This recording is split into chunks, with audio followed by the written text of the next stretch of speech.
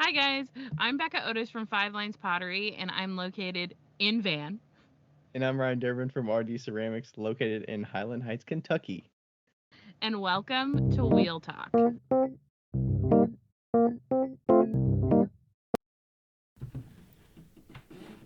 Like, I'm always worried that if my mouse is on the recording button, that I'll accidentally like push it, and then it'll stop Yeah. recording. Did you get it on time this time? I did. Okay, sweet. I did too. I feel like Hello. we've done this a few times, so I think we kind of got it down. We don't have 5 years under our belt at all. Yeah. Every time you say that, I'm like, no way, it's been that long. It has. Yes. It. It has. I've felt every second of it. No, I'm kidding. I'm basically dragging you to the mic every week. No. I was telling well, normally I'd ask how you're doing, but I'm going to tell you really quickly how I'm doing or what happened today, and then we'll go to you. Um, Yeah. I had an appointment with a psychiatrist today, and I thought you said psychologist. Is there a difference between the two? yeah, a psychologist cannot prescribe you medicine, and a psychiatrist can. So, Ah. yes, I believe that's the case. So I had the one that can prescribe you medicine. That's the appointment I had today. It was online, and I was telling her how, like, even though I have ADHD, a lot of my coping mechanisms have come from you because, like, we talk every week. And also my depression, too. Like, I think that you keep me in check with my depression unintentionally. And also I'm really bad with like timing, and if you tell me something I'm going to forget it. If you tell me we have an appointment, I will likely forget it. And Ryan sends me a thing to accept on my calendar every time we Mm-hmm. have something, and if that didn't happen, oof. Because I'm gonna put that on my calendar anyway, so I might as well Right. add you to it. I would, I don't want. Yeah. It frustrates me if you forget, but if you have it on there, you're less likely to forget. I feel like I get less frustrated when I have it on there and you forget, but I don't know why that is. I feel like I would be more frustrated if you have accepted it and still forget, but I don't. I think it's I been good. Like, I feel like I rarely forget. Um, but it's been extraordinarily helpful. So thank you for that. yeah, Uh, you're welcome. but yeah, I was telling her that I'm very lucky to have friends that do certain things for me that I'm incapable of doing. Um, you know. Yeah, and then like today, like I just gave you a list of 4 things I needed, and I was, I could have softened it and been like, hey, can you, I Yeah. could have spaced it out to be like, okay, I don't want to overwhelm her, so let me ask for 2 things and No. let her accomplish the 2 things, and then I'm gonna give her 2 more later so that she can focus to do those first. Yeah. I'm just like, I'm just gonna give you all 4, and then you can just make that little checklist, and they're easy. Yeah. We already did three, two.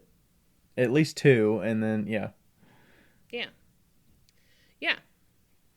So I'm lucky to have you because very few of my friends are like you. So they they have their own issues too.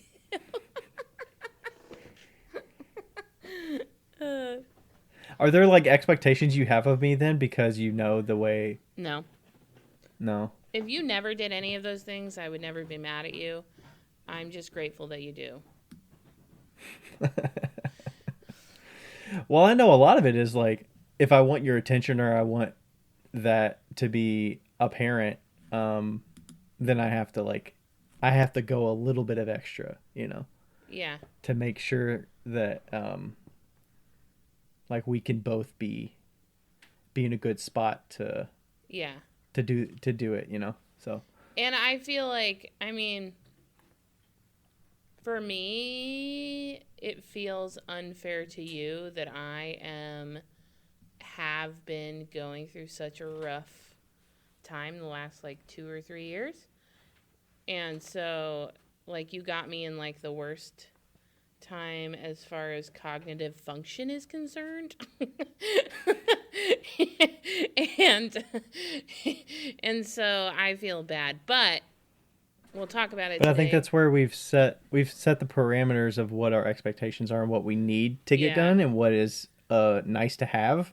Yeah. And it just kind of works out. Obviously, it ebbs and flows with the year. Like when pot swap time is up, like it's crazy, you know. Yeah. And I do And we, feel you know, like we have to do podcasting. We have to do pot swap. So it's yeah. like those aren't going to go away. I feel know? like during pot swap time is when I kind of redeem myself because I take over all of the emails, and Mm-hmm. it pains me, but I do it. And, and You earn it at that time. I Yeah. do earn it. Not that our relationship is an earned thing, but it is helpful that is something that You I feel can, better about it. I do. I feel better personally. But yeah. Yeah, but I will talk about it later today probably, but she prescribed me. Well, it was funny because I was like, I was going to go to my primary care to get a higher prescription of my depression medication, and she was like, I can do that. And I was like, you sure can. I was like, I forgot about that until yesterday. And so they're going to up my depression medication, and I have a medication for ADHD. So hopefully that will help. Have you ever been on a medication for ADHD? I think the correct answer is what medication I haven't been on.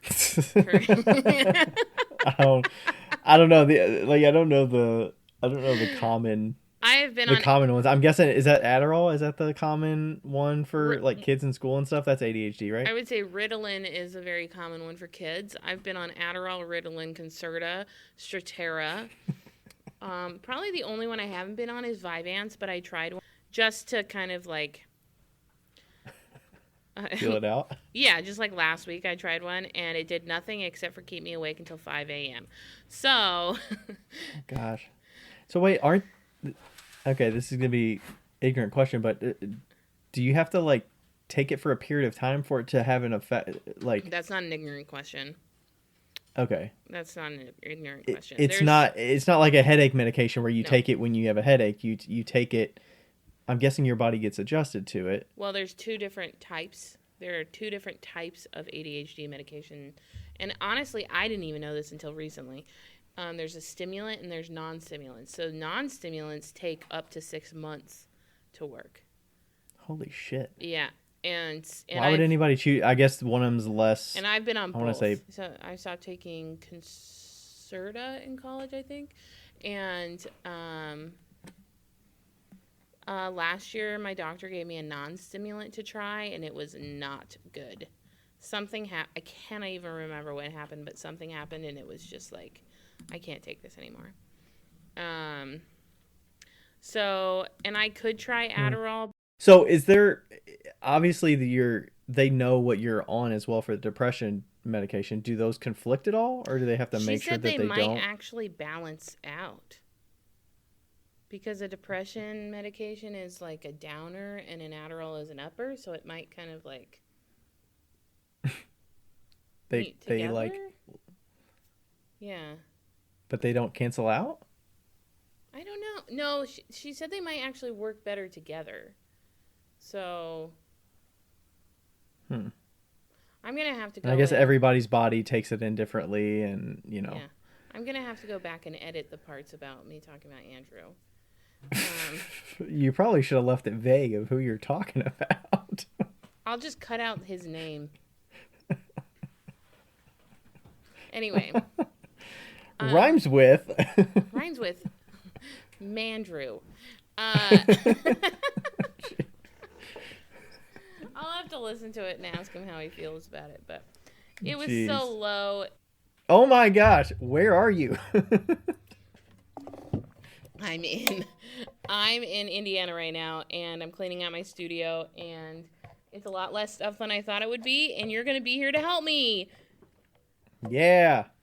Okay. I like the idea that it's less work, because I was thinking we were going to be deep cleaning and like moving shit and I mean, you saw it when stuff in I the showed van it to as you today. full as possible, but Yeah, you saw it when I showed it to you. There's not even that much more stuff in this than what I yeah. showed you. It's really not that much. So, mhm. Is it kind of different being in a personal studio rather than like the community studio? There's a lot going on. There's a lot of people. It's just you in a room and If I had done if my business studio back in Monroe, if I hadn't like prepped and cleaned that thing for months and months and months before we actually moved out, I would have died. I you mean you were like slowly moving out or slowly yeah, getting it ready to be? like every Tuesday when the trash guy would come, I would like move stuff out into the dumpsters and like throw things away, and Mm-hmm. um and then like I had to sell so much stuff on Marketplace. It was so much. It was Mm. so much. And had I not done that, I would have probably thought this was a lot of work. But also, I probably would have had a lot more stuff than this because I really pared everything down when I moved to this space, and I was like, I don't want that much stuff, Mm-hmm. And a lot of I the feel like stuff's in my van. yeah, I feel like you kind of did. Yeah, you kind of had that initial cleaning when you got the van and you were like, I'm gone. Yeah, You have to decide what you want to keep, what you want to pitch, what needs to be there when you come back. I mean, your wheels obviously a staple there, but yeah. and the kiln and the slab roller before you got sold the slab roller. And I've sold the kiln. Yep. Yeah, sold the kiln, sold the slab roller, sold not this wheel, but the old Soldner wheel. Oh, you did? I did. And guess what, guys? I sold it to somebody who doesn't even know who Soldner is. And that's the way it's gonna stay. Is that the because your friend was using it in Tennessee, right? Yeah, I'm taking this wheel, the big wheel, down to Tennessee. And because it has a better foot pedal and Paige can actually use it, I'm going to start teaching her. Now that she's like, I Mm. think she's 8, and I feel like that's old enough for me to be able to do online classes with her, like over the internet. Uh, Mm-hmm. and but the pedal was really really hard for her on the other wheel. Yeah, it was pretty awkward. I only threw on it Yeah, once. yeah. And so the person that I'm sending my other wheel to, for everybody that doesn't know, the old Soldner has a wooden foot pedal that's connected to the bike to a bike chain that's connected to the motor. And so it's a little awkward. And I'm sending it to another friend that lives in a van, and she just bought property in Colorado, and she loves a project, and she loves like unique things. Wow. And I showed it to her, and she was like, "That's so amazing."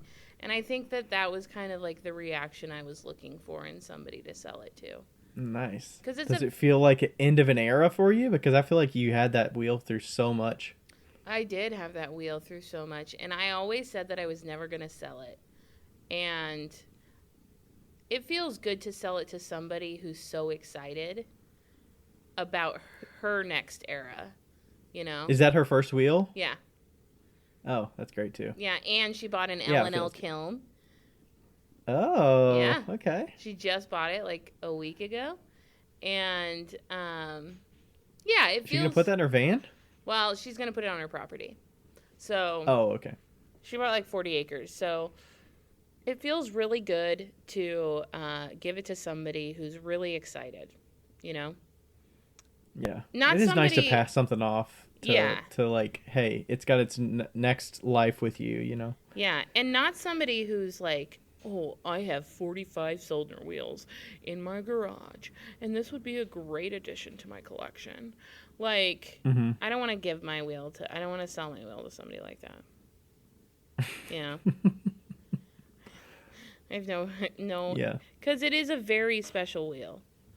And Yeah. not only was it like built by Paul, like probably in his garage, but it's just an old quirky fucking wheel. So Mhm. Yeah.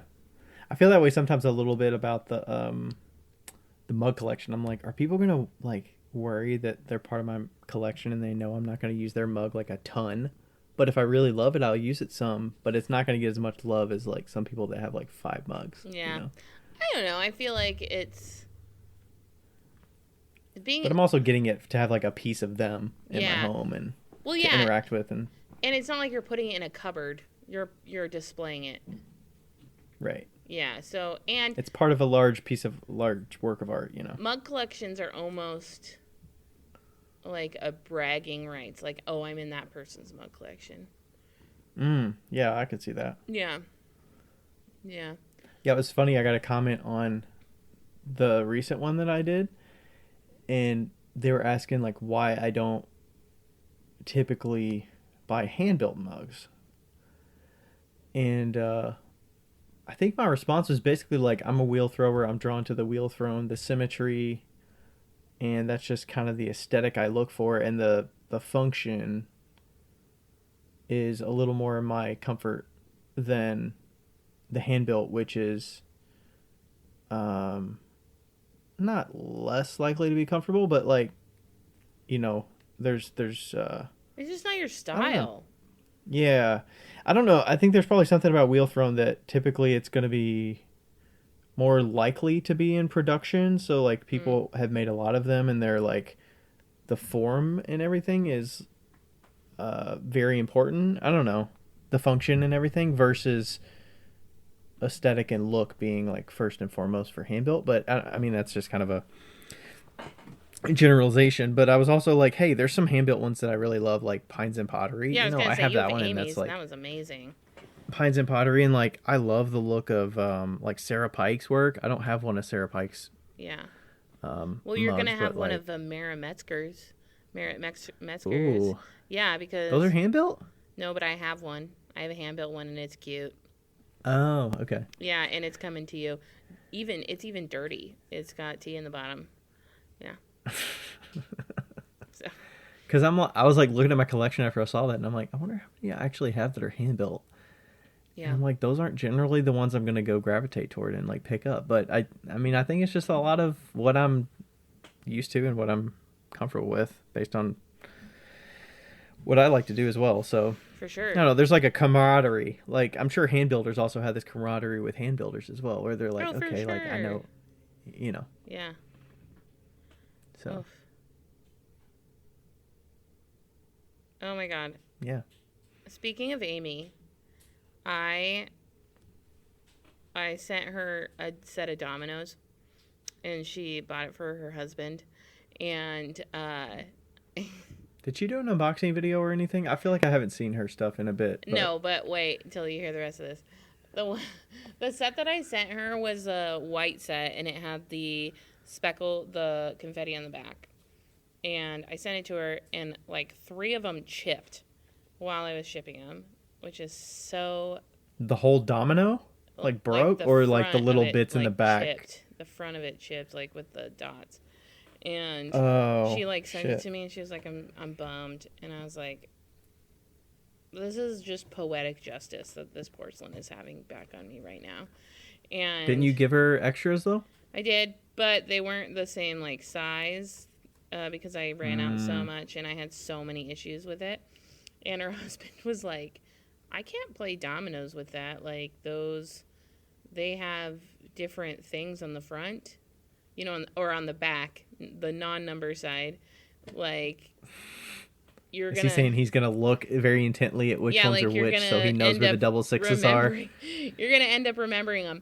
And, like, because he used to be a casino dealer. Like, it's like a thing for him. Like, he's very... Oh, it's really? very important to him. And she was like, I didn't know this shit. Like, Draw it blindly from a bag.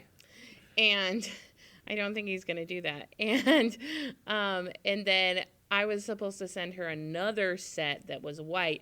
She thought that she ordered a black set, and she didn't. She ordered 2 white sets. And I was like, you know what? This is a great opportunity. I'm going to make you a large set for your 2 sets, and we're going to do it in a clay that's not going to chip like porcelain, and it's going to be my redemption set, This set is going to be like, I'm going to do it when I have time and when I feel good about this. And I'm going to make this set of dominoes. I want to be proud of them. I'm going to send them to you, and then I will be done. I will never make another set again. We played with the mom. My mom loved her set, by the way. Okay.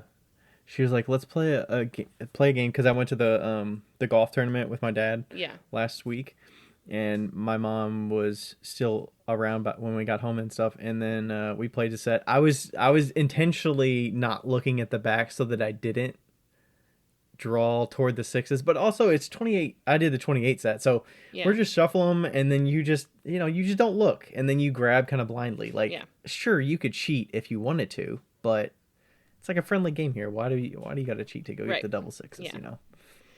Yeah, for sure. But, yeah, no, I mean, they're not made for people that are really, really competitively serious. That's just not the way it is. But I am actually, like, I was bummed at first, and now that I think about it, I'm really happy that I get to make that set and kind of, like, redeem myself. Yeah. Because I really ended on a really sour note. Well, I mean, it was like a pressure cooker. You had so many sets, you had so many dominoes, Yeah. you were juggling different colors, and then you had the underglaze thing to get the confetti, and Yeah. there was a few different variables that were at play. up in the air.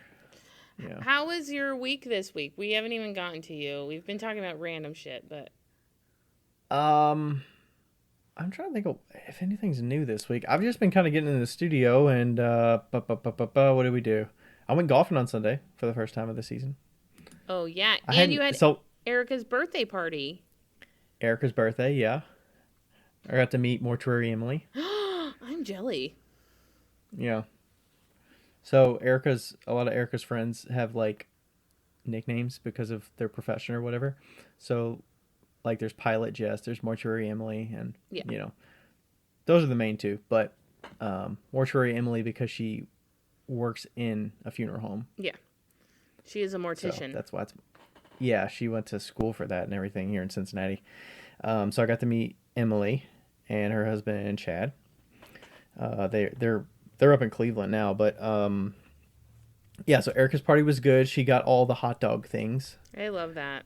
She had like a hot dog cake, and Rachel bought a hot dog purse and a Costco gift card, so she can get so many Costco hot dogs with that.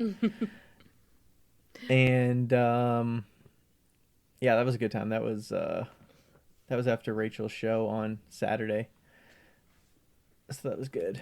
And so the golf thing, my mom gifted me a golf gift certificate to the course down the street back in 2022. Oh my God. For my birthday in 2022. And I called him a few days before when I was setting up the tee time because I was like, I hope that I can get this gift certificate because I never used it, but they said it would stay at the location and I could get it when I'm there. So they found it and I used it so I didn't have to pay for golf. But that was fun. Did you I was win? kind of on that golf kick after going to did I win? I mean, I shot a 46 or whatever. So, I mean, I shot pretty much what I normally do. What's 46 for 9 holes. What was par? Par is 32. Okay. 32. Yeah, usually you take the whole 18 round and be like, okay, what do you shoot? So 46 would be about 90, 92. Would be 92 if it's the same on the front and the back. So I feel like normally I'm about a 90. Yeah. I'm not like great, but P.S. I know that you can't win in golf. I just always ask that when somebody says they went golfing. I did that to Joe Well, you yesterday. can win, though. You can win against whoever you're playing against. That's true. That is if true. you shoot a better score. Yeah. Yeah. But I usually go by myself, unless I'm good with my dad or something. Yeah. Maybe I need to go off with my dad sometime soon. He's usually pretty finicky about going because of the heat has to be perfect, and he's got to not overexert himself, so he's got to do like 9 holes or go at 6:30 in the morning so he's not overwhelmed and he's about done after 12 holes. Me and Rachel should go and be the holes before you so that you have to wait. Why? Oh no, fuck that. there was a set of guys at the fuck that. No, there was a guy in front of us that his cart died, so we had to like go around him and stuff. It's kind of a cluster. Because normally I play by myself, and I'm pretty quick by myself. And then if there's a group of 3 or 4 in front of me, I gotta wait, and I can play a hole again or whatever. Yeah. Because it's not, or I could walk the course. That would probably be a good idea to slow me down. Let's talk about this, because I feel like half of the experience of golfing is the golf cart. So that's true. I don't mean, think it's pretty you fun. can give up the golf cart. I mean, I can. I've walked it. No. I mean, most of the reason that I walk it is because it's only 9 holes if I go for a short trip, like after work or whatever. And my bag has the like shoulder straps. Oh, yeah. And it's got the kickstand. So it's not like I'm just throwing it on the ground every time. It's like stands up and stuff. But finding your ball is a little tougher when you're walking because you can't get around as quick. You can't go find it. Yeah. Like, But yeah, I mean, it's fun with a golf cart. Obviously. But it's a fucking I golf don't know. cart. It depends on how hilly the course is too. Like if it's really hilly and a lot of work to walk, then it's a little too much. But usually I don't want to spend the money if I'm willing to. I mean, usually I will get the cart, but if I'm like, I could walk, it's not that bad of weather. I mean, it was like 85 the other day when I went, so it was pretty hot. But okay, here's the next question. Is the golf course close enough for you to get to on a golf cart? No, it's like 10 miles down 27, which is that main street out in front of our house. Yeah, you can do It that. might be more than 10 miles. It's like 20 minutes to get there. A golf cart in the transit. No. The transit's only like 2 times the size of a golf cart. I just No. think that if you invest in a golf cart, then you don't have to pay for the golf cart, but you can always... I have the money to pay for a golf cart. I just need to pay for it. I don't go golfing that much. I mean, if I golfed like every week or something, or multiple times a week, I would probably be like, okay, like I wouldn't buy a golf cart, but usually the benefit of somebody that golfs that often is they just pay for the yearly membership and then they pay to rent the golf cart every time. Yeah. So you pay like a flat $10 to rent the cart or whatever. Yeah. But your golf is cheaper because you pay for the yearly membership. That's fair. And you're saving money there. But yeah, it would take me for fucking ever to get there in a golf cart. The year before I left Monroe, or maybe 2 years before I left Monroe, they made all like golf carts and like what are those? Like Vespas? No, not Vespas. Like the ones that go on sand dunes and stuff. They have 4 wheels. Yeah, those things. They made all those street legal. Yeah. Dune buggy. Dune buggies. Yes, dune buggies, but yeah, like those things. They all made them. Or are you talking about the 3-wheelers that are kind of weird where they have the 2 in the front and the 1 in back? That is only a Midwest thing. That does not happen on the West Coast. What are those? I have no idea, but they light up. Is it somebody that like wants a motorcycle kind of feel, but they want the comfort of like a car? I don't know. I feel like it's a flex. It definitely is. But it's a weird flex. It's like what the fuck is that? It's a 3-wheeled motor. It's a trike roadster. Holy shit! You can get one on AliExpress for $4,000. No. Wait, are we talking not the 3-wheel motorcycle? We're talking the one that you sit down in. Yeah. Okay. Yeah, the fancy slingshot looking from ones. Polaris. Is that what you're looking at? The Yeah. slingshot from Polaris? How much is that one? It's like the cheapest one.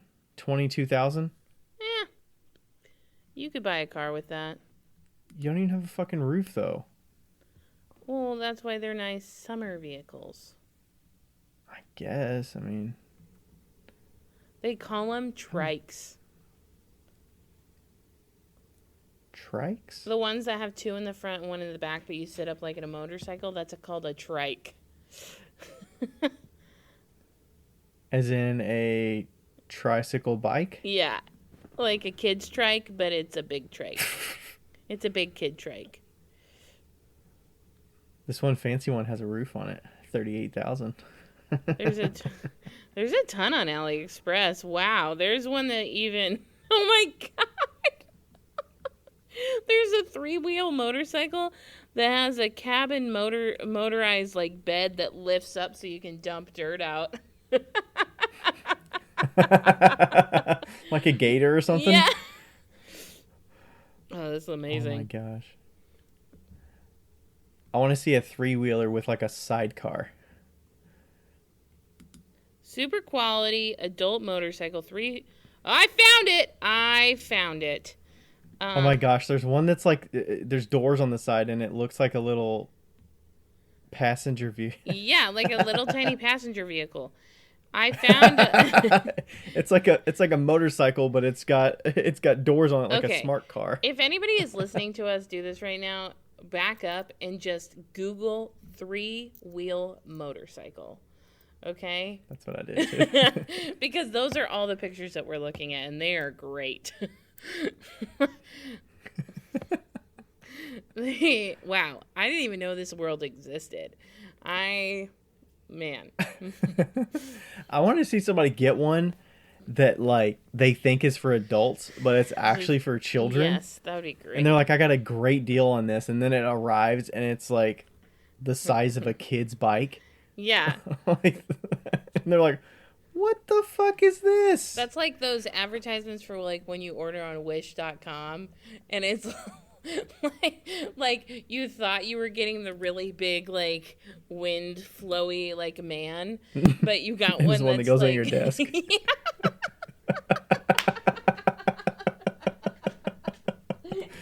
It's like 4 inches tall. Like no wonder it was such a good deal. Oh, it's so funny. Jeez. Oh my gosh. So anything other than golfing and potting and Nope. Not really. Oh, I did get so I told you about this, but I did get into another show that's going to be the same weekend as a show that I already have. So that was kind of a last minute sort of first weekend of June summer fair, which is the one that's like right across the river from where I live. It's like 5 minutes from my house. Yeah. That's a 3-day show. And then I also have West Side Market on Saturday. Yeah. So Erica and Rachel agreed to help. Even Becca agreed to help if she wants to. I rescinded my agreement when Rachel said she would.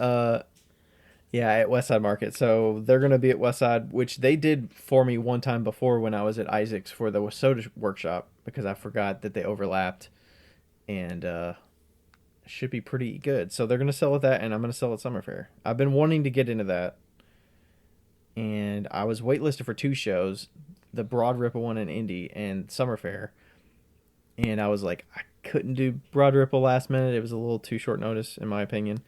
And then Summer Fair, I was like, I mean, I got to make this work. I got to figure this out. Well, I'll tell you what, Broad Ripple was really good for Deanna and Merritt. Was it? That's good. Mm-hmm. Yeah. Yeah. I hope I get into it next year. I was kind of like, I had it on the calendar as a wait list, and I was like, there's no way I'm just going to skip this one. Even if I get invited, I'm not going to do it.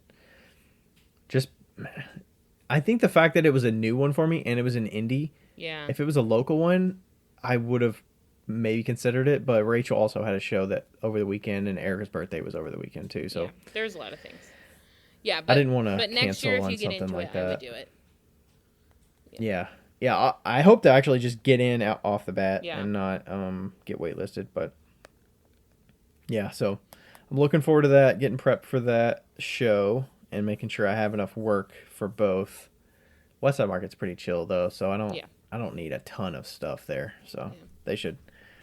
And I might end up using one of those tables that you have for me, or I might just buy another 6-foot. I might need another 6-foot table, but I got 2 of these 4-foot tables. Okay. We might be able to make that work. Yeah. But yeah, that's what's up. I stayed at Danny's house over when I was headed there. If you guys haven't figured out already, this is not going to be a normal episode because we're just chatting. um, so I drove from Colorado to Indy, and I left Colorado at like 3 p.m. Oh, very short story. On top of that, I went to school in Longmont, Colorado, and Denver, Colorado is probably like 40 minutes away, maybe an hour. And I went to dinner at the place that Pazful Designs works at. 'Cause she was like, "Hey, come and have dinner." And so I did. Mm-hmm. And while I was there, one of her friends that's also a waitress came up to her and said, "Who's sitting at that table? Did you ID her?" And she was like, "No, I didn't ID her. She's my friend." And she's like, "What's her name?" And she told her my name. And it turns out that her friend that's the waitress was my best friend in 6th grade. Really? Yeah. I haven't seen her Oh, that's the one that you got the three of you as a picture. Yeah, I haven't seen her for 20 years. And she recognized me. Oh, that's funny. Wild. She was like ID'd her, and I was like, where's this going? Wild. And so, yeah, that was like crazy to see her. And, yeah, it's just wild because we completely lost touch. But, I couldn't get through all the way through Kansas because there was baseball-sized hail. And so I stopped.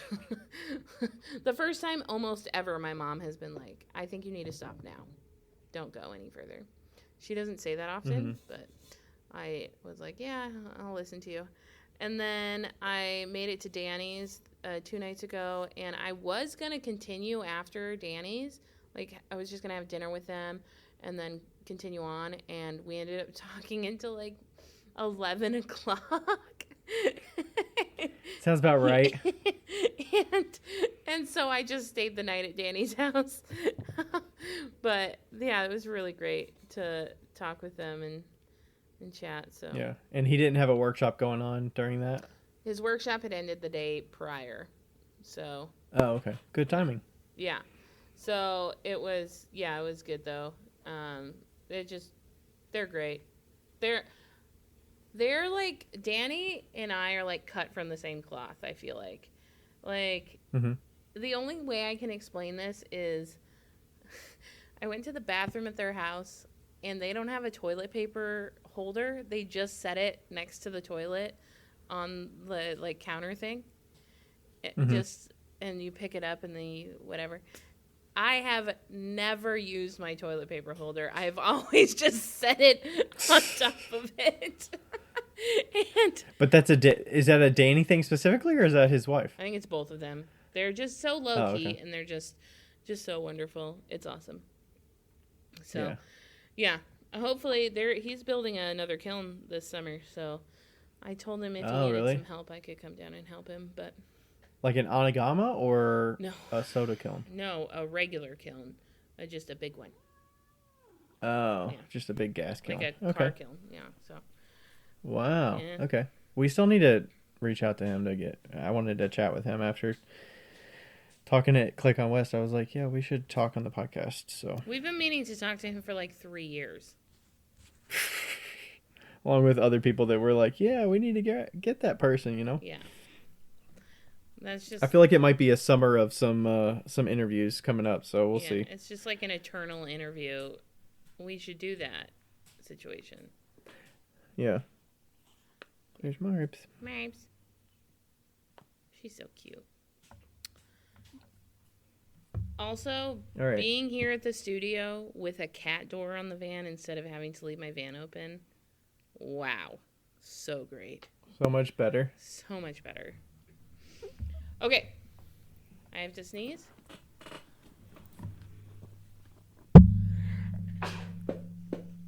You didn't mute it. I couldn't find the mute button. I'm sorry. Better than a yawn. I went to look for it. Maybe with all this medication that's going to be pumping through my blood, I won't yawn. Oh my gosh. Okay, anyway. Let's do the question first, and then We're doing the top one, right? Yeah. All right. The question is from Ms. Pivy Ceramics. So it reads, Hi, Ryan and Becca. I have tried to get an answer to this question, and apparently I am struggling. I want to make some Oya pots, bury them in the garden, fill them with water, then they slowly leak through the water to water plants. But no clay store near me sells terracotta. I have found a clay with an absorption of 22% at cone 2, though. My question is, does absorption equal porosity if I don't glaze it? Thank you. That took a bit to get through, but... I have thoughts. What about you? All right, my initial thought, which is a reason that we put this off for so long. Did you even contact her when she asked the question? No. Why would you do that? I don't know. I didn't even see the question. Because I didn't have an answer immediately. But I mean, my main thought would be this would be a perfect question for Flux Sake podcast. But I mean, I think you could probably make this work with a variety of clays. It's just how long do you care for that water to sit in there? 22% seems very high absorption. It seems like the water would leak out of there pretty quickly, but I don't know. Obviously, it'll get lower absorption and like less. It's less porous the higher you fire it. So like,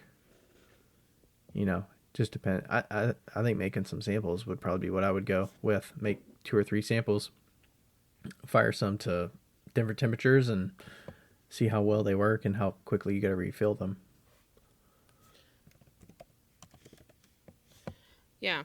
Okay, this is... Oya pots is OLLA. I know, I was looking up the definition of porosity. It's the quality or degree of having minute spaces or holes through which liquid or air may pass. Clays, this is literally this is actually the definition example they use. Clays may have twice the porosity of sands. Okay, so I'm asking ChatGPT. Oh my gosh. Does absorption equal porosity? Go ahead. Yeah, so okay. My thoughts on this is that I don't think you even need to buy that special clay. I think that you could just bisque your pots and put bisque pots in the ground. That's my first thought, because bisque pots are just as absorptious.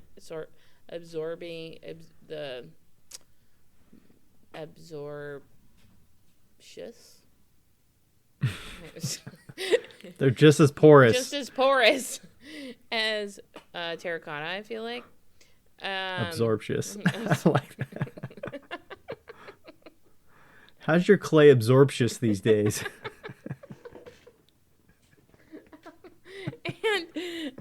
But I do think that 22% porosity, I mean, like the absorption of 22% would be fine, and just like throw it and don't glaze it. But at the same time, I look at this and say to myself, why not just buy a really cheap pot from the grocery store and put but I guess it's got to have a narrow top. Yeah, I guess I'm not sure what the main use for the narrow top is, but... Well, just for space saving, now we're looking up Oya pots. Yeah. They do have a narrow top. Okay. So, yeah. I would just bisque it. I would just bisque your pots and use whatever clay you want. That's probably what I would do.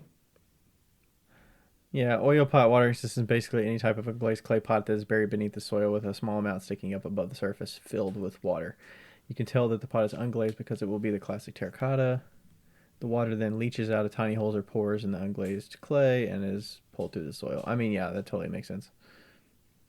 Um, Yeah, I think that I would. Well, I mean, if you want to buy that 22% clay, I would. the But maybe biscuit. What's the absorption rate of terracotta? And it says this functions much the same way as osmosis in that the water is trying to equalize to a certain level of moisture within the soil. That means your soil will never become overwatered either. If the soil is moist, the water stays in the pot until it is needed. So that's pretty cool.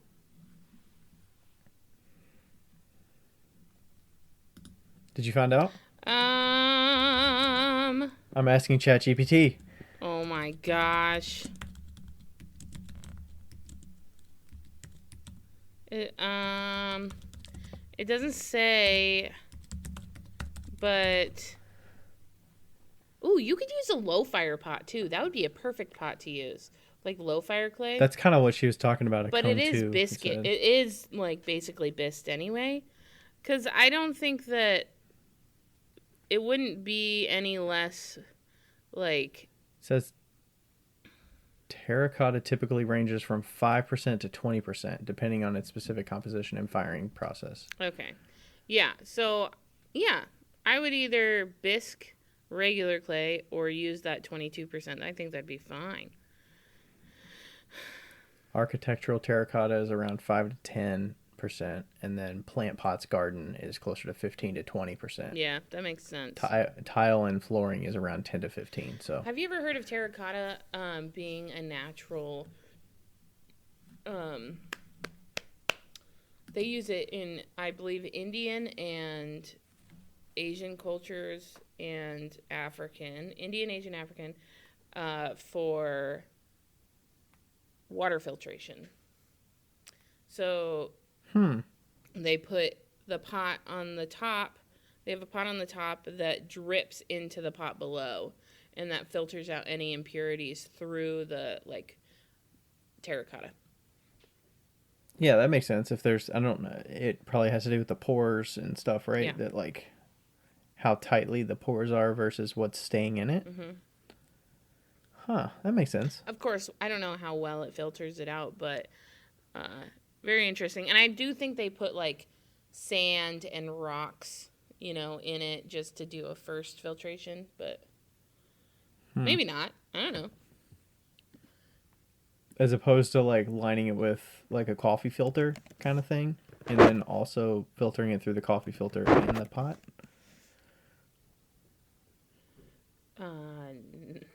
No. Well, the coffee filter would be mostly for bigger solids. That I guess. The pot itself would probably filter anyways. Yeah.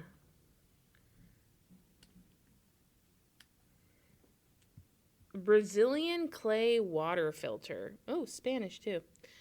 One of the best water filters in the world, dated 1947.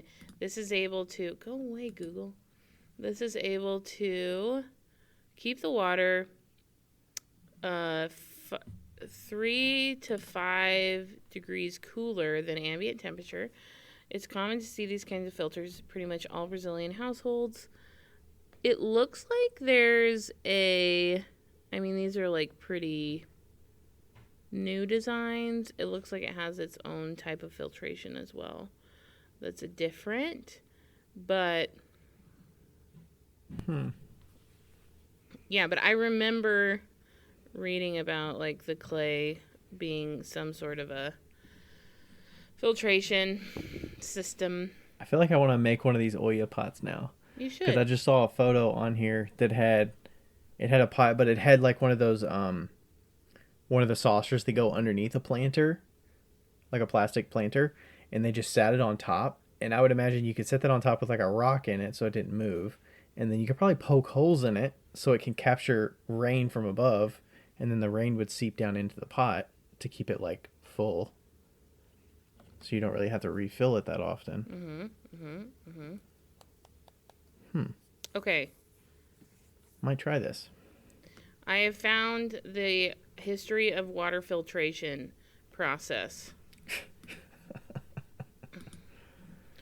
Okay. We have raw water. What? I don't want your loyalty program. Okay. We have... Okay. Raw water, fine sand, coarse sand. That's in the first pot that is terracotta that leaks. And then it goes into another pot, and it's got water. Oh, the water goes into that. And then there's gravel. And then I want to say that there's holes. Oh, there's holes on the bottom of the pot, the first pot.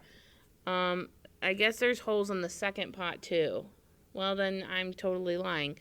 And then there's a filter, and then there's clean water. Clay pot filters are usually made up of clay mixed with a combustible like sawdust or rice husks. Colloidal silver is usually added to the clay mixture before firing or applied to the fired ceramic pot. Colloidal silver is an antibacterial that helps in pathogen inactivity, also as preventing growth of bacteria within the filter itself. The pot filtration system uses tiny pores on a ceramic surface to filter bacteria and sediment out of a beverage. It's a reasonable and versatile water filtration system which will be installed in households or used as a transportation filtration device. A pot filtration system uses a natural ceramic medium because the heart of a water filtration process... The pot filter cartridge, often mentioned as a ceramic filter candle, processes the water and removes contaminants through a network of pores. Ceramic filtration systems exist during assorted applications. This is not written well. They will be gravity fed, under sink, countertop, or in some instances used for an entire house. It may be light industrial light industrial process. Interesting. Nice. Oof, that was a rough one. Is that like are there like some examples where like you could put a Coke through, a Brita or something? Does it change color or flavor or whatever from whatever it filters? I don't know. Never done it. I don't know. All right. Good luck with that, Miss Pivy. I don't even know how long ago this was asked, but Miss Pivy Ceramics. Good luck.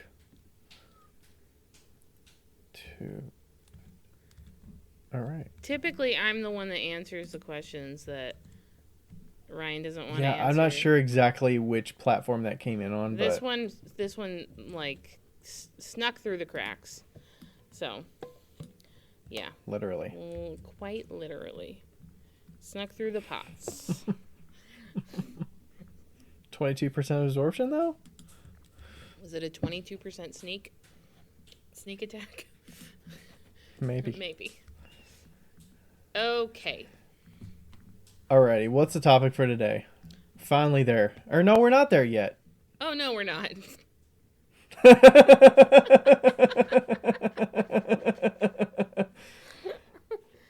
We have to thank our sponsors that help make this podcast happen. Oh, my God.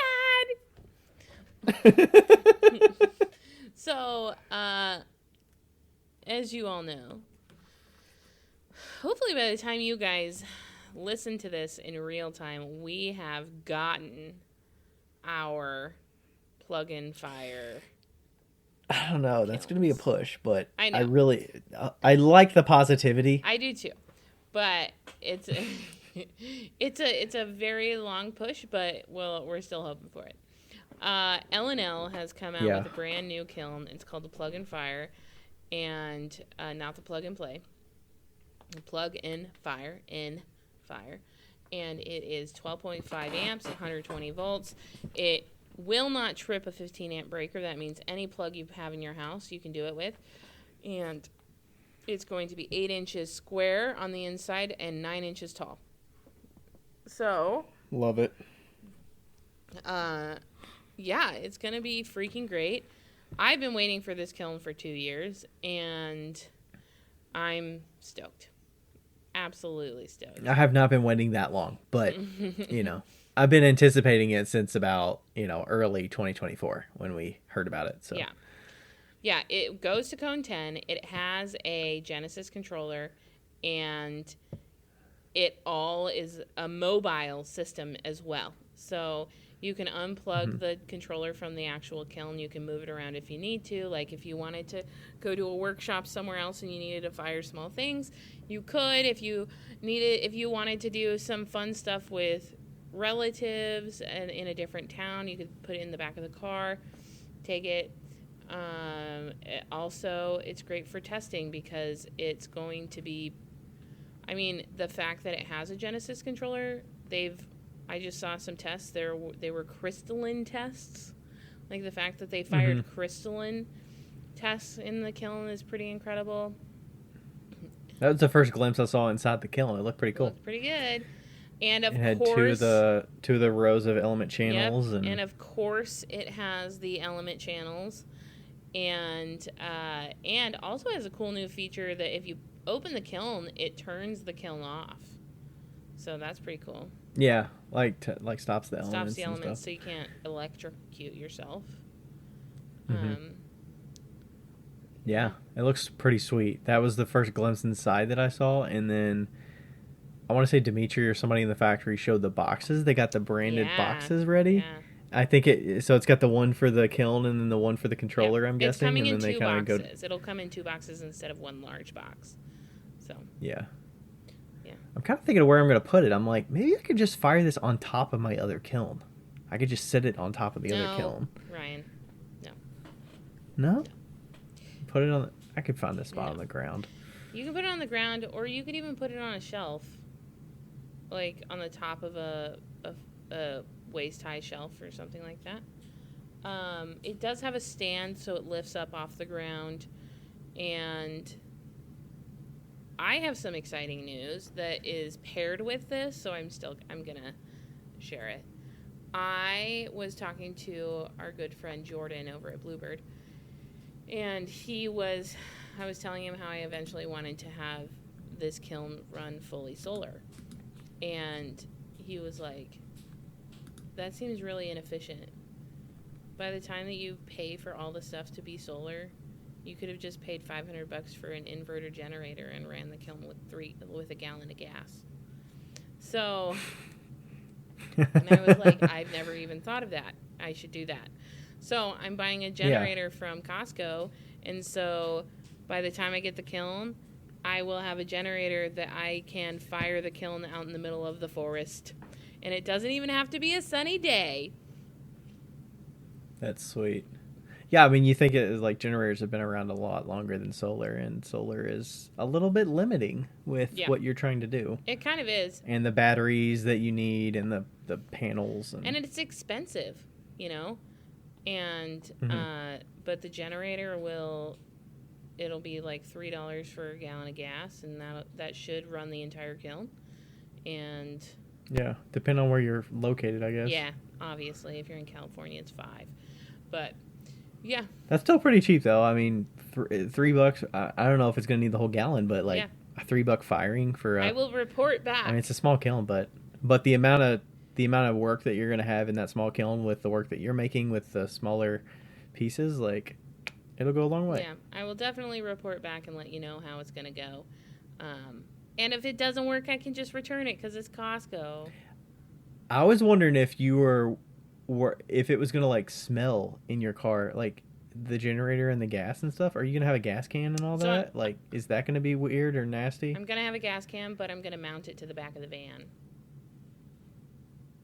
Oh, okay. I found one that you can Because I'm mount. I feel like if it was in the car, it would probably stink, right? Yeah, I have an extremely sensitive nose, so there is absolutely zero way I can have gas in the van. Same with the generator, though? I think the generator won't smell once the gas is in there and it's cleaned off the outside. It should be fine. Yeah. It's pretty tight. Yeah. So, but I could buy a little shelf and, put it on the back of the van and put it on that if I needed to. But, yeah. Or I could just put it in a box. Honestly, it's a small generator, so I could just find a Rubbermaid and put it in the Rubbermaid. So, yeah. Mm-hmm. Yep. So, yeah, very exciting, and I can't wait to, tell everybody about it once I get the kiln and the generator, because that means you can take it anywhere. Sweet. And it's a good backup for the van anyway. So, anyway, All right. If you want to look up the kiln, you want to see all the specs, you want to see the cost, timeline, they're making them in the next week or two. That'll be right at the end of May. Mm-hmm. So they're making their first round of them. You can go to hotkilns.com and find all that out. hotkilns.com. Huzzah. There we go. That's awesome. All right. Now, 1 hour and 3 minutes in. Well, I feel like this is like an incorporated episode, right? Incorporate? What do you mean by that? Incorporated. I know, but what do you mean by that? Because actually, we were going to talk about, the upcoming shifts and changes in life, and we've kind of already talked about a little bit of it, so. That's true, okay. Yeah. Yeah, there's a little overlap. Yeah. So, we're going to talk about me and what's coming up next, and then Ryan's going to talk about his new goal system that he's... kind of shorter goals that I've been working on a little bit. Yeah, short-term goals instead of long-term goals, and, yeah. And so it's, like I said, it's going to be an informal episode regardless, so. Yeah. Yeah, because I was talking to you before this, and we were kind of spitballing ideas for the topic, and I was like, you're kind of in because you were in Utah for so long, and then Colorado is kind of you're kind of in a stepping stone. Yeah. Until you kind of started working your way east, and it feels like you're in a new portion of your year. You're in the second phase of your year now. Yeah. And you've been intentional with your planning of what you want to do and how you want to spend your time and what you want to focus your energy on.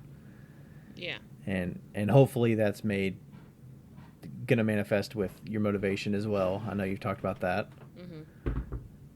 And kind of what your plans on there. So, was the act of driving? I know that's a lot of time to yourself. I don't know how much time you spent driving, but is that kind of part of that? Is that good for you to mentally be okay, I'm on this path. I've got this time to myself to think. No. To kind of think ahead of what I'm going to be doing, or is it? I mean, kind of, yes. There has been a lot of... Because you made that drive multiple times over the years. Oh, yeah. That's a very normal drive for me. I will say that Kansas was beautiful this year. Eastern Washington was garbage, or Eastern Colorado was garbage, as always. People don't really know that the bad part of the drive from Kansas to Colorado is actually the Colorado part. The roads are shit. The grass is brown. But Kansas had a lot of rain right before I got through there, and it was absolutely gorgeous. So Isaac will like that. Yeah, I did. Did you see? They do get some pretty good storms, Yeah. So I mean, I'm not surprised. Did you see my post about the clouds being angry?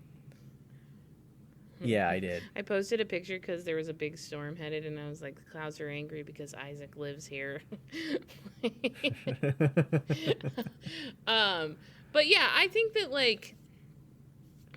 it gives me, I do think that it gives me time to kind of think about things, but I think about most of the stuff that I want to develop actually at night, because it takes such a long time for me to go to sleep. So I do think about that stuff a lot at night. But also, what really helped was Andrew came to Colorado and he needed some financial advice. So my dad is his financial advisor, and and just like learning how to do stocks and stuff. And why don't you all just go to financial advisors? I don't get that. Because my dad's a financial advisor. Oh, he's actually a financial advisor? No, but he is. My parents are more than qualified to be a financial advisor. So, but he just really needed to like learn this stuff, and also it was a really fun excuse for him to come out to Colorado. So, we talked about the plan that I'm going to have for the summer, because I'm not doing shows this summer.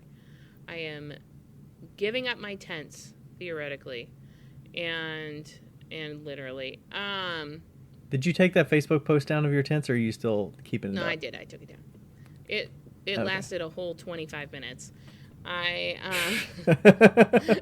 don't know if it was the act of putting it up and then people realized and then they talked you off that ledge or whatever. I don't know.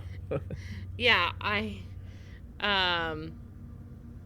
sold one of the tents to my friend Abby, who's actually quite literally had the tent for the last year. Right. And because like having two tents and having one of them not being used is like, in my opinion, kind of like lame. So I have been letting her use it, and she's buying it off of me. And then I was going to sell the other tent, and Deanna was like, don't do this. And somebody else was like, don't do this. And then Ryan was like, I don't think you should do this. And I didn't say you shouldn't do it. I was just kind of like, yeah, you could get away with it. I feel like your mind was already made up. I was just trying to soften. Yeah. I was giving you the out if you wanted the out. I did want the out, but Deanna wasn't giving up on that one. So, because my tents are $700 a piece. They're like new. They're $900 a piece, and right now. And Deanna was like, "Don't fucking give up that good ass tent. Like, don't do it." And Ryan said he can store it at his house. So I'm not gonna sell it. For once in our lives, Ryan didn't want me to sell something.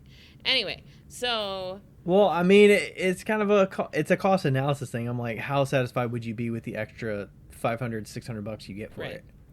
Yeah. You know, are you going to notice it, or is it going to be like, oh, it'll be nice to have that tent when I need it? You know? So, and I think it's a good decision not to sell it. But, see, I have to have friends smart enough to, like, see through my bullshit. I'm very good at manipulating, and I'm very good at, like, coming up with extremely good I was reasons. giving you the out because I was happy that you were willing to sell it, Yeah. because I would have been pissed if you were going to give it away. Yeah. No, I did plan on actually selling it. I was like, well, her alternative would be giving it away, so I'm going to give her the out to sell it, because I don't think she's wanting to keep it. Yeah. The only reason I would really want to keep it is to have some shade with the van, but there's a couple options for that. You don't need a $700 shade tent. Yeah, I don't need a $700 shade tent. So anyway, moving on.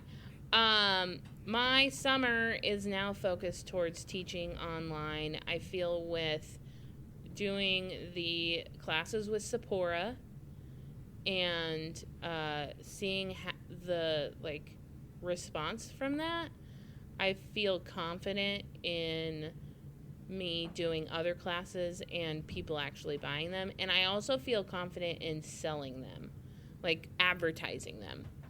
The process, yeah.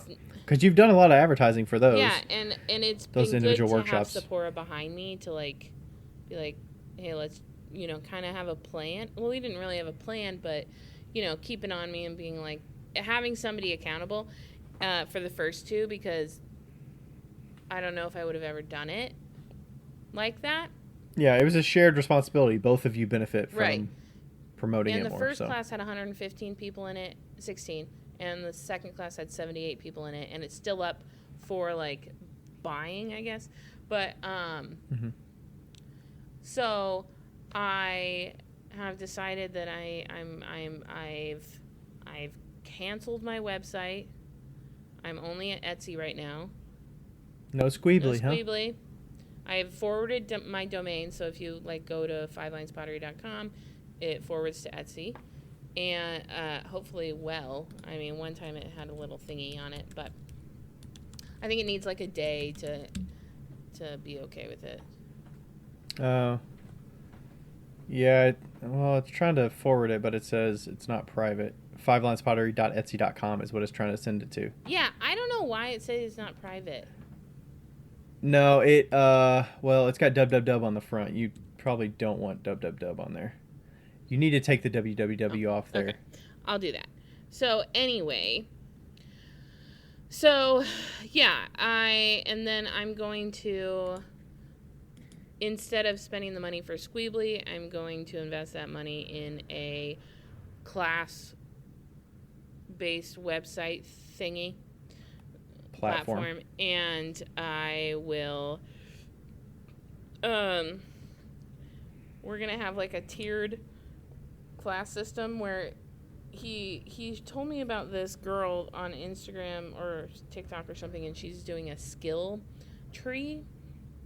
So it's like basically, in order to do this skill, you need this, this, this, and this.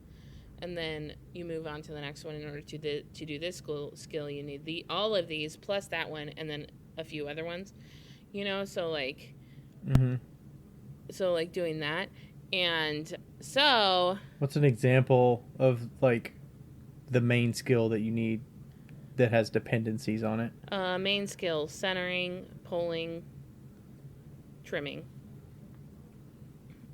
Oh, those are okay. So those are the base skills that will allow you to do. Yes. What? Making a mug. Making a mug, and then a mug you need to have a handle skill, and so there's going to be a class on handles. And then in order to do a pitcher, you need to be able to do a spout, a handle, and a tall cylinder. So like, and I have a full list of things that people want to do. Yeah, they showed interest. You did like a little Instagram poll sort of, or question box to say, hey, what do you want to learn? Yep. And so that's good. And then and so I have like a full plan. And I feel confident with it, and I also feel confident that I have all of I know how to do all that stuff.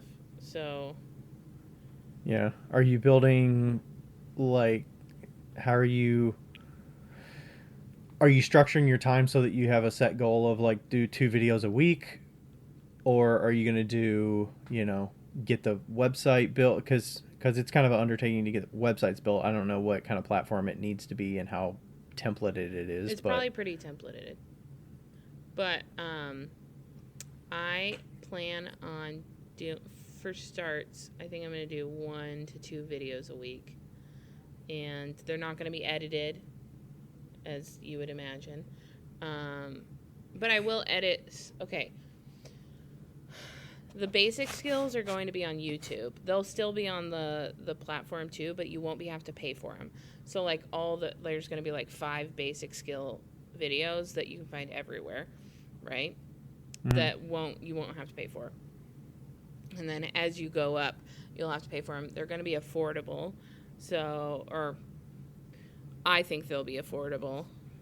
Yeah, you don't have to quote numbers here. Yeah. Because you might still be figuring that out. I'm still figuring it out, but yeah. So, and then, but something that somebody maybe who's in college wouldn't be like, I can't buy that, Yeah, and it's not going to be hundreds of dollars for a yearly membership, right. Or, Yeah. I also really want to figure out if there's some way to do a referral system. I think it'd be cool to do like a referral program. You could talk to Kurt. He had a referral system with his workshops when, yeah. Okay. I don't know what. Yeah, I'm sure there's some sort of referral program app plugin of some sort somewhere. But, yeah. And, yeah, so I don't know all the details, but I do know that, me and Heidi had a chat, and we talked about the classes, and then I'll still be doing like a product drop every month. So I'm still going to make like 30 pieces and drop those, because I still need money, and I don't want to be stressed about like the classes not making money right away. So, Right. and They need also time. I've set up my finances so that I have cushions, lots of cushions. So, Mm-hmm. Was it hard decision to officially like turn the Squeebly side off? yes and no. It wasn't hard to do it, but you know, I mean, technically, it's super bummer. I paid for a year, so Because it's one of those things where people go for Five Lines Pottery and it's not there. So in a way, I know you bought a different domain, but it's not Five Lines Pottery. So are you parting ways with the Five Lines Pottery, or is it just I think the that's domain just Five Lines Pottery will probably transfer to that site. Yeah. okay? Oh, and the domain that I But you got. don't Oh, want. go on. But do you not want Five Lines Pottery to be the no like, or do you I don't mind. you know I don't mind. Yeah. yeah. But the domain that I got is howtodopottery.com. Are you freaking kidding me? That's awesome. So good. Is there anything there now? No. No, we just bought it. Like, we were going to buy like 6 domains just in case. I feel like one of Andrew's like hobbies is buying random domains. Howtodopottery.com/lander and GoDaddy. Yep.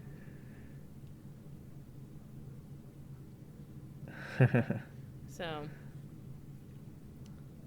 Nice. yeah. Well, And like you well, can't even well, yeah, you like can't forget news. that. It's like so easy how to do pottery. Yeah, and the thing is, people Google how to do pottery all the time. So Yeah. Well, the only other one that I thought that I need that would have been nice to have is how to make pottery, but that one is taken. So, how to do pottery is more simple. yeah, it is. Yeah. So how are you? So you're breaking down you're doing the X number of them a week, 1 or 2 a week. Wow. Oh my gosh. 1 to 2 videos a week, and then you are going to be building the site and stuff on the side. Yeah. And just working your way to getting that going. You're still putting the pots on Etsy though, right? Yeah. At least for now. Yeah. And I want to do YouTube as well. I want to focus on YouTube as well. So I'm hoping that every single class that I do, I still am going to edit a video, but it's going to be like a smaller video for YouTube that says, hey, if you'd like to see the full class, here's the link, you know. You should consider putting those on Pinterest too. Oh, that's a good idea. We need to have a Pinterest situation because I don't know how to use it. So Heidi was asking me about it recently, and then Zipporah was asking me about it recently. It's they actually have a new setting now where you can connect it to your Instagram, and Instagram will automatically post, or I want to say Pinterest will post for you whenever you make a new Instagram post. And it'll automatically put it in there, because I went really hard in Pinterest 4 to 5 years ago, and there's still a lot of videos on there that were just basically unedited videos of my process with RD ceramic, like a description of what I was doing, throwing a picture hyphen RD ceramics in the title, and then I would link every single one of those to my website. And I still get a big chunk of visits to my website. Like 30% of my visits to my website are from Pinterest. that's wild. And my best videos are still getting so many views, and I made them in 2019. Yeah, that's crazy. So I think, like, especially the instructional stuff, the process, people love that. So Yeah. if that goes in a short form that people can click on, and then they click on howtodopottery.com, they're going to be landing right there where they want to learn how to do that stuff. Yeah. So Ooh. that could be a good marketing option. I was also thinking, this is just fun. I'm not like committing to this right now, but I think that it would be really fun to have like success badges, like little tokens that are like, I passed this level. Like the mug badge. You could probably come up with fun graphics. I mean, can you I want to say you could probably come up with something, but It would be so fun just to have stupid little clay buttons that you have a little stamp and you just stamp the mug badge, you know?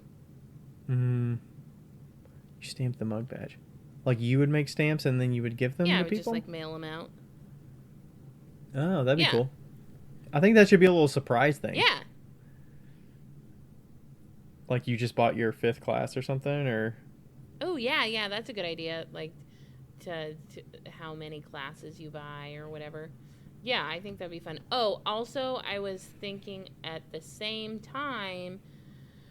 Okay, I have 3 avenues that I was thinking of. So YouTube, which will be hooked into like the YouTube videos will probably be the same videos that go on Instagram. So they'll be short form videos. YouTube Shorts, And yeah. then the classes on the class website. And then Patreon for a community aspect. Do you think people are going to Patreon though? I don't know. You still have the Patreon or no? I do, but what I'm saying is like if the people taking the classes wanted the community aspect and wanted advice from me, like in real time, like if they had an issue with throwing or something, they could like send me a message and be like, "Hey, I'm struggling with this." That way. Yeah, I was trying to think of an existing thing that's already out there that's not Patreon. That's like using your skills in the existing. But maybe the website ones you already have. Maybe the website thing will already have that. I don't know. If it does, then that'd be nice. Yeah, I mean, all you need is like a message board kind of thing, Yeah. sort of. But like because some people like to work on their own, but some people like to get advice and opinions, and I really would rather not do that for free. So, but even if it was like $3 a month, I'm fine with that. I just, Yeah. I just feel like one less platform for you to go check, as well as one less platform for them to go check. I'm pretty positive. I can't imagine a class-based like platform wouldn't have a. But wouldn't the individual videos have like comments sections or questions that people could ask on the video page? I don't know. Maybe that would be something to think about. Yeah. Or you do, yeah, I see what you mean. You kind of like you could do a live Q&A on Instagram once a month or something, but you kind of, I mean, in a way, that would be good advertising to get people to buy stuff. That's a good idea, a live Q&A. Yeah. I mean, I get it. There's like a level of how much do I give for free, how much do I already give for free, and how much do I want to continue to like give for nothing, you know? Right. Yeah. For sure. But I mean, they know that they could ask you here on the podcast and we'll answer it eventually. Right. But if they want immediate, that's where the live Q&A comes in. But yeah. And then you can do the badges maybe. You do the Instagram badges in there and people can send you dollars. Oh, that's a good idea. In the Instagram live. That's an option. That's a good idea. I like that. Yeah, so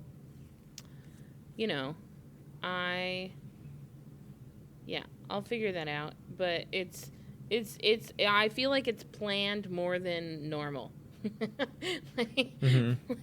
And that's a lot of the reason why I had the talk with the psychiatrist today, because I really want this to work and I really want to do this the best that I can, and I think that I need a little help on the medication side.